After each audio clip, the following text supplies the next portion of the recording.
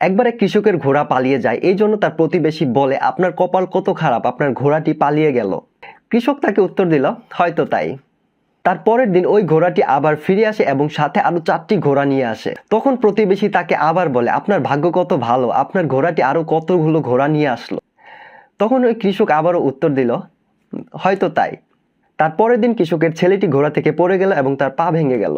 প্রতিবেশী আবারও বলল, আপনার ভাগ্য কত খারাপ, আপনার ছেলেটির পা ভেঙে গেল। কৃষক উত্তর দিল, হয়তো বা তাই। তারপরের দিন তাদের গ্রামে কিছু আর্মি লোক আসলো ইয়ং ছেলেদের যুদ্ধে নিয়ে যাওয়ার জন্য, কিন্তু ওই কৃষকের ছেলেকে যুদ্ধে নিয়ে গেল না, কারণ তার পা ভাঙ্গা ছিল।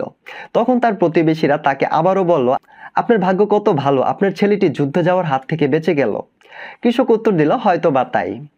সো এই প্রতিবেশীর মতো আপনার আশেপাশেও এরকম অনেক লোক থাকবে যারা প্রত্যেক ঘটনায় আপনার থেকে ওভার রিয়াকশন আশা করবে, কিন্তু আপনাকে তাদের ইমোশনাল ট্র্যাপ থেকে বাঁচার জন্য ওই কৃষকের মতো সেলফ অ্যাওয়ারনেস এবং হাম্বেল থাকতে হবে।